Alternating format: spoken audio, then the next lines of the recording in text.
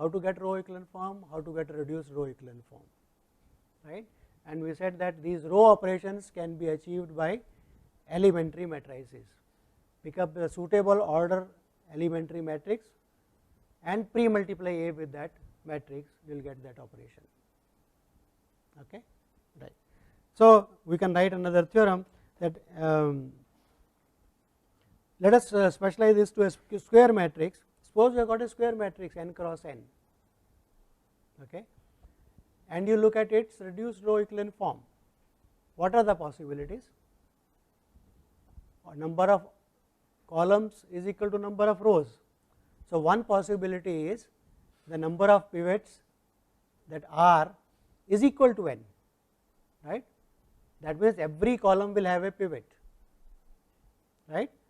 Two possibilities for a n cross n matrix. If you look at the reduced row echelon form of that matrix, then what is the possibility? The number of pivots is equal to number of rows equal to number of columns. That means each row and each column will have a pivot, right, and every other entry in that pivot column is 0. So, what does that matrix look like? That is precisely the identity matrix.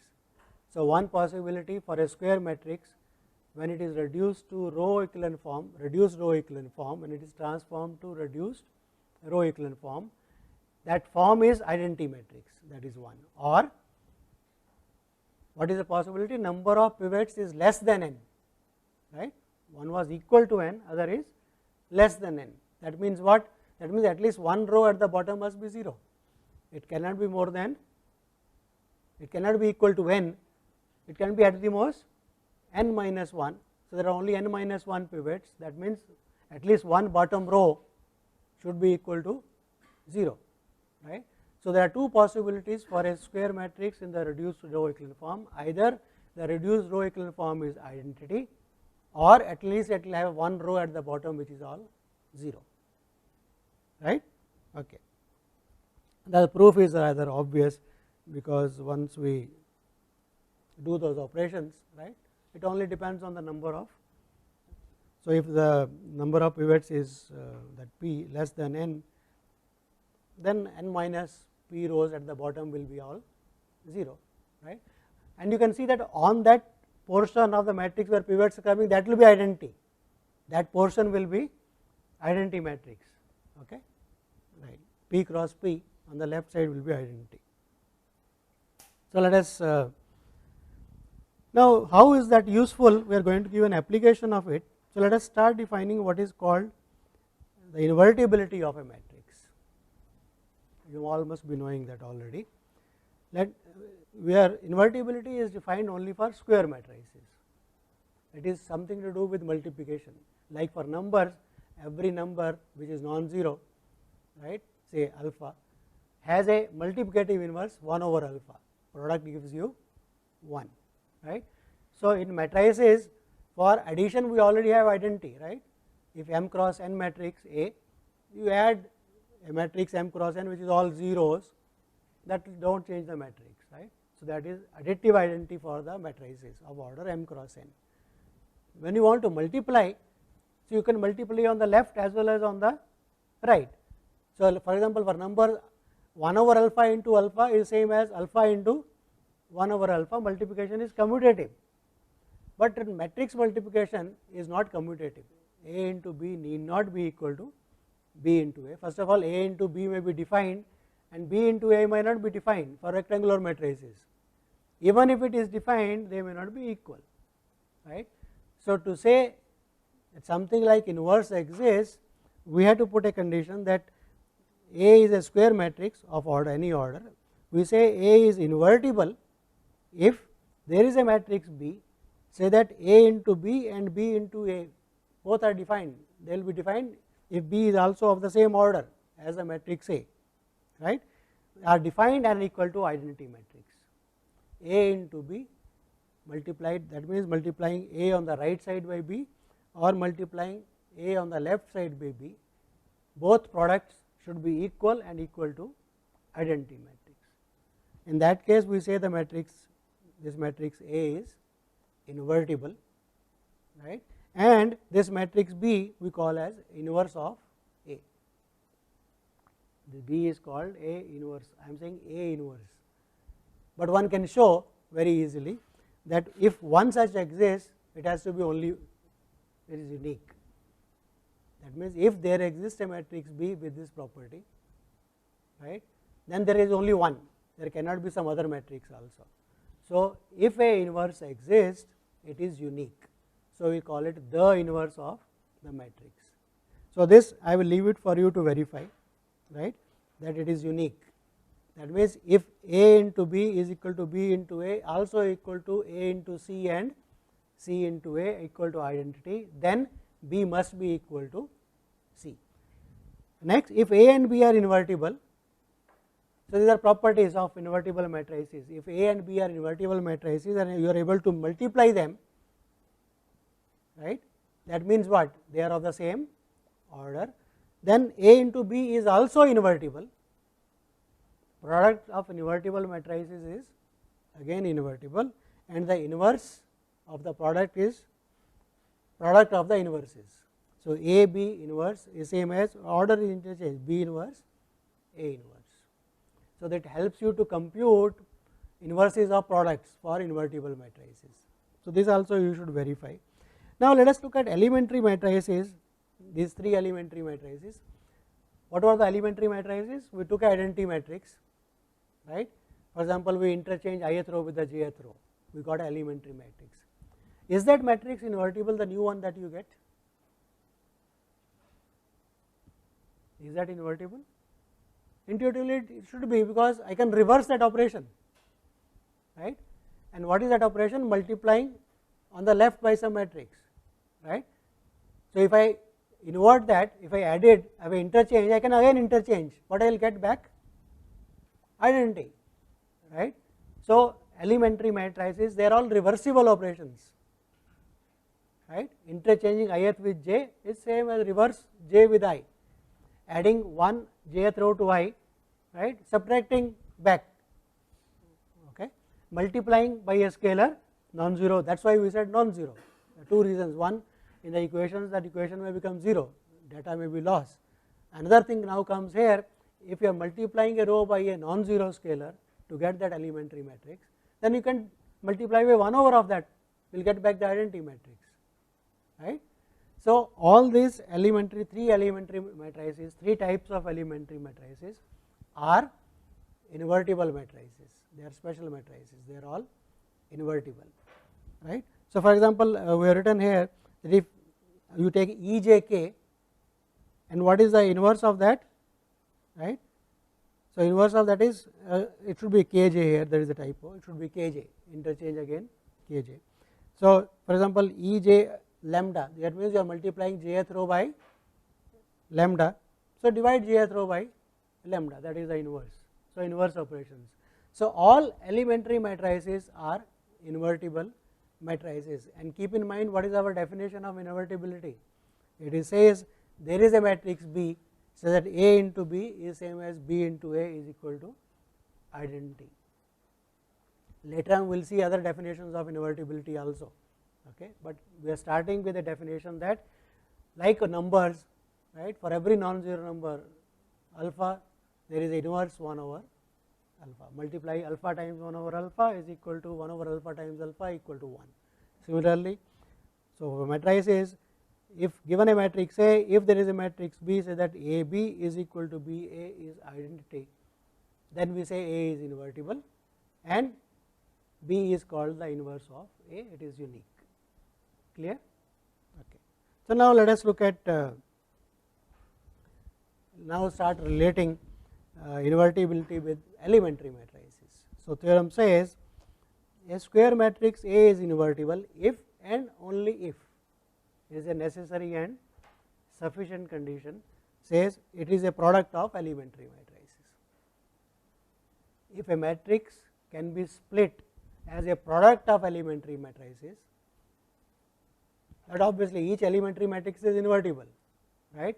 Product of invertible is invertible. So, one way is obvious, if a matrix is a product of invertible matrices, it is invertible, that is obvious, right, because if a matrix A is product of invertible, right. Each invertible is if A is a product of elementary matrices, each elementary matrix is invertible, product of invertible is invertible. So, A is invertible. So, one way is obvious. So, let us look at that proof.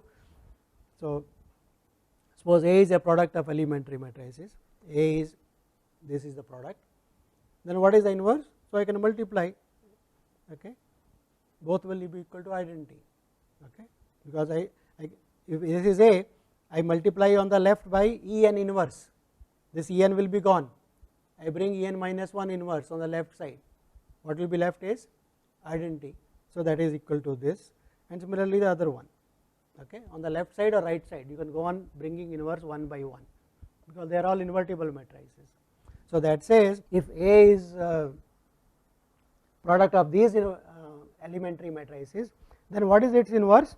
It is precisely this matrix, you can see that, right. Not only it tells you what it is invertible, it even tells you what is the inverse, provided you can write the elementary matrix as you can write the matrix A as a product of elementary matrices. So, it gives two things. If A is a product of elementary matrices, then this equation not only tells you that A is invertible, because A into this matrix, you can call this matrix as B, right. So, B into A is same as A into B equal to identity. So, what should be this matrix? That should be the inverse, right. So, that should be the inverse of A. It tells you how to compute the inverse, provided you can write down the matrix as product of elementary matrices, right. So, one way is obvious. Let us look at the other way around. That means, what is the other way around? Conversely, suppose A is invertible, what we want to prove? That A is a product of elementary matrices. What is the definition of invertibility? It says A is invertible if there is a matrix B, so that A into B is equal to B into A equal to identity. So, okay. Now, let us take this matrix A which is given to us and look at its reduced row echelon form. How do you get the reduced row echelon form? By pre-multiplying by some elementary matrices. So, we have denoted this A tilde to be the reduced row echelon form of the matrix A, which is obtained from A by pre-multiplying by some elementary row operations. Okay. So, each A I is a elementary operation. Now, when A B is equal to identity, what does this give you? A B is identity. So, if I multiply by some matrix, I will get the same matrix, right. So, I get this equation that A is, okay, these are the elementary row operations that we have been doing to get A tilde. So, those row operations multiplied by A B is equal to those row product of elementary. Is that okay? By using the fact A into B is identity. Now, let us, so now what we will do is, we will look at the left hand side and the right hand side and look at their row echelon forms. Okay. So, let us look at, there are two possibilities, that the row echelon form of A is not equal to identity, that is one possibility. That will mean what? That means at least the bottom row is equal to 0, right. There are not as many pivots as the order, right. There is one row which should be 0, right. So, bottom row is equal to 0. So, let us reduce both sides to reduced row echelon form. What will happen to the reduced row echelon form of this product? Last row is of this matrix E n E 1, that is A tilde, right, that is equal to 0. So, that will stay as 0, right. If a matrix has got a bottom row 0, in the reduced row echelon form, that 0 row cannot become non-zero suddenly, right, because non-zero rows has to be at the top. So, we will have the last row as 0, because last row was 0 in this left side. Is that okay? This product E n E 2 E 1 into A B, the first this part of the matrix, that is A tilde, that has a 0 row. When you reduce this product, that will stay as 0 row. Now, look at the right hand side, E n E 2 E 1, that is the right hand side of the same thing. What will be the reduced row echelon form of that? Can it have a 0 row? Can that have a 0 row or not? It cannot. Why? What is the reason? Because if this is the matrix En E2 the product, I want to reduce it to row echelon form. So, I multiply on the left by En inverse. En is invertible, right? I can En inverse, En minus inverse, E1 inverse. What I will get? I will get the identity matrix, and that should be reduced row echelon form. I am only multiplied on the left. So, the reduced row echelon form of the right hand side is identity, on the left hand side bottom row is 0. So, you get a contradiction. That means, this cannot happen. The reduced row echelon form of A cannot be not equal to. So, that means it is equal to identity matrix. That means what? Okay. So, if A tilde is, then implying what is A equal to then? If the reduced row echelon form of matrix is identity, that means what? A pre multiplied by E1, E2, En is equal to identity, right? And what is A equal to then? That is a on the right, take it on the right hand side. So, A must be equal to E1 inverse, E2 inverse, En inverse. Clear? But if E1, E2, En are elementary, their inverses are also elementary matrices. So, here is a fact which we should have observed earlier. If you take a elementary matrix which is invertible, for example, interchange I with J, what is the inverse? J with I, that is again a elementary matrix, again the same, right, row operation only. So, all these are invertible matrices, they are all elementary matrices. So, A is a product of elementary matrices. So, we have proved a theorem. So, namely that if A square matrix n cross n is invertible if and only if it is a product of elementary matrices. So, this gives us a method of not only saying something, actually proving also. Okay.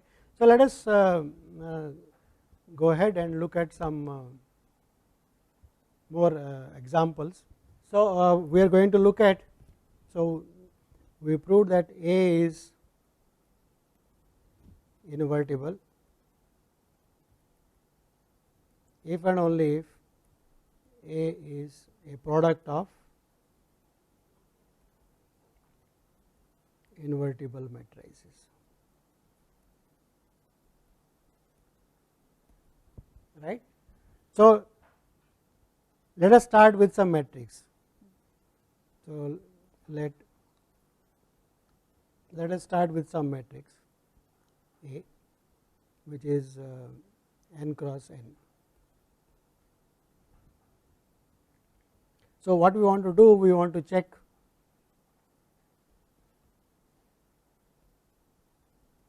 is A invertible, is A invertible, that is one question we want to answer. And second, if yes, how to find its inverse, right. So, given a matrix A, we want to check whether it is invertible or not, right, and whether we can find out the inverse of that or not. So, what should be the strategy?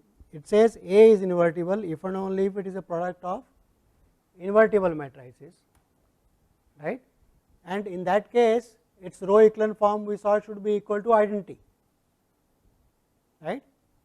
In that case the row echelon form of A should be equal to identity matrix. So, the idea should be take the matrix A and find its reduced row echelon form. If that is identity, it will be invertible, that is one, right. Now, I also want to compute A inverse, right. So, how will I compute A inverse?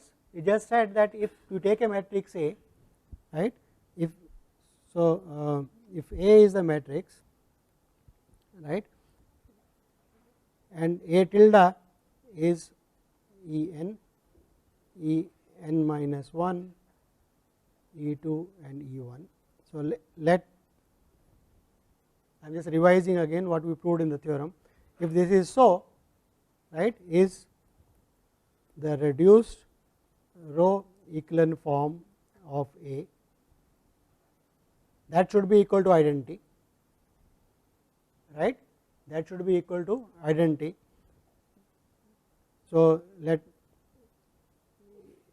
if that is of A, okay, then what should happen? A is invertible, that we have already said, and right, this is identity. So, what is A inverse equal to then? We just now saw A inverse is equal to inverses of these multiplied together, right. That means, how do I get that? So, I want E and inverse. So, let us apply that. See, if I apply the operations again, I will get back the A, right. So, this, if I want to take it to the other side, I will multiply it by E and inverse, right. That means, what I should be doing, I should be keeping A and identity on side by side, go on doing operations, row operations on, go on doing row operations on A, same row operations you keep on doing on identity matrix, right. So, this will change, A will change to identity and this will change to some matrix B, then B is the inverse of A, that is what it tells us, right, clear. So, let us try to do one example of this. So, let us take the matrix A, I am just writing randomly some example 1 2 3 minus 1 0 1 1 0 2. Let us write this matrix. Okay. It has to be a square matrix if I want to analyze its whether it is invertible or not. So, it is 3 cross 3, this is a matrix which is 3 cross 3. I want to check whether it is invertible or not and can I find its inverse, right. So, what we do is, because the same operations I would like to do it on identity also. So, we write a new matrix which is A along with identity. So, we write 1 2 3 minus 1 0 1 1 0 2 and what is the identity matrix of the same order 1 0 0 0 1 0 0 0 1, right. So, that is this matrix. What is my aim? Look at the part which is in A, okay. Look at the part which is in A. So, this is the part which is in A, okay. On that I should do row operations and reduce it to reduced row echelon form, but same operation I should be keep doing on identity also, on the bigger matrix also, so that I keep track of what is happening. So, let us do that. So, this is equivalent to, let us do those operations. Okay. So, 1 2 and 3, 1 2 and 3, 1 0 0, anything required in the first row, first entry itself is 1, pivot is 1. So, we are happy. So, below that everything should be 0. So, I should add R1 to R2. So, this will become 0, this will become 2 and this will become 4, right. So, add, so this will become 1, this will be 0, this will be 0. Oh, that is 1, right. So, we should change it to that is 1 and that is 0. Last one as it is, for we have not done anything till now. I want to make the last one also 0. So, what I can do, either I can add these two R2 and R3 or minus R1 with R3, I can add that whichever I like. So, let us add, because minus is already there. So, R2 added to R3. So, this will be 0, right, this will be 0, this will be 3, okay. Add, so this is 0, this is R2 to R3, 0, no sorry. So, add 0, 1 and 1, is okay. Now, what should be the next step? I have gotten the first pivot in column 1, everything below that 0. Go to the next column now. I should be looking at that part of the matrix, right. I should be looking at only which part of the matrix now? Only this part of the matrix, right. non-zero entry is 2, I should make that entry as 1. Okay. So, let us do that. So, this is equivalent to 1, 2, 3, 1, 0, 0. This is 0. To make this 1, what should I do? Divide this row by 2. So, 1, 2, 1 by 2, 1 by 2, 0. Okay. And the last one is 0, 0, 3, 0, 1, 1. Right. So, I have got a pivot in the second row at 1. Next step, I should make everything in that column to be equal to 0. So, let us make that. So, that is equivalent to 1, 2, 3, 1, 0, 0. Okay. So, what shall I be doing? Multiply the second row by minus 2 and add it to the first row. So, that will become 0 if I do that, remove everything. So, multiply and add, this becomes 0, multiply this with minus 2 and add, that becomes minus 1, multiply by this with minus 2 and add. So, that becomes, is it okay? Minus 2 and add, minus 2 and add. So, minus 1 and 0, is that okay? Right. So, second one 1, 2, half, half, 0 remains as it is, and the third one 0, 0, 3, 0, 1 and 1. Right. So, I have achieved the second pivot which was coming in column 2 made 1, everything else in that column as 0. I should be writing on the side actually, right, those operations to keep track what I am doing. Okay. So, when you do it, you should write that, so that you can track back what is happening. So, let us write now equivalent to, what should be my next step? I should be looking at this part of the matrix, right. Up to here I have column 2, I have done it. So, for that only 3 is there, which is non-zero entry. So, that is a pivot. I should make that pivot equal to 1. So, 1, 0, minus 1, 0, minus 1, 0, and 0, 1, 2, half, half, 0. So, that is 0, 0. What should be doing? Dividing this last row by non-zero scalar, that is 3. So, 1, 0, 1 by 3, 1 by 3. So, that will be my form here. Still I am not complete, because pivot is 1 in the last column, everything else should be made as 0. So, what shall I do? Add it to the first one. So, 1, 0, 0. When I add, so this is 0. So, minus 1 plus 1 by 3 and 1 by 3. So, that is 0, 1. Okay. I want to make this also, let us do simultaneously now. So, this 2 also I want to make it 0. So, I should multiply R 3 with minus 2 and add. So, okay, minus 2 and add. So, this will not change. So, 1 by 2 minus 2 by 3, this part, and that will be minus 2 by 3. So, okay. The last row is 0, 0, 1, 0, 1 by 3, 1 by 3. So, what is my reduced row echelon form of the given matrix? That is identity, right. So, that means the matrix is invertible, and that should be the inverse of the matrix. So, we can write from here A, so implies A invertible, and A inverse is equal to 0, minus 3, so minus 2 by 3, 1 by 3, half, that gives you 6, 3 minus 4, 2 by 6, anyway, does not matter, simplify 1 by 3, 1 by 3, right. So, this part, so we are just saying that this part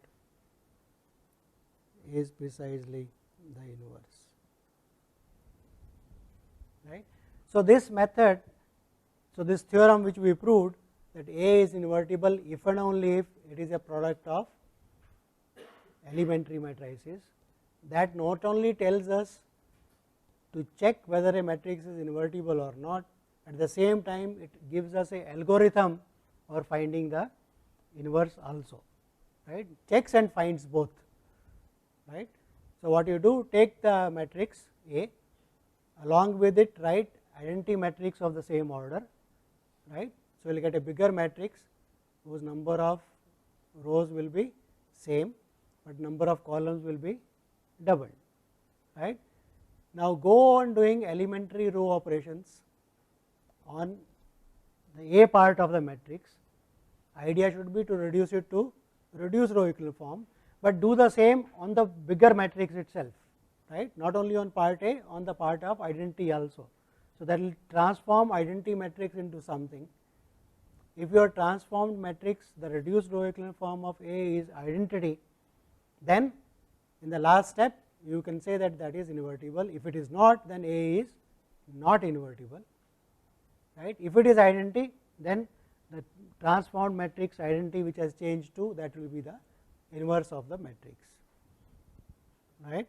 So, this helps us writing elementary row operations as matrix multiplications, gives us a benefit that we can put it on a computer and ask the computer to check whether it is invertible or not and find the inverse for me, right. Everything is in a matrix multiplication, whatever elementary row operations I am doing, you can writing on the matrix multiplication, and eventually identity matrix which is changed to something will give me the inverse of the matrix. So, checking and finding both at the same time, right.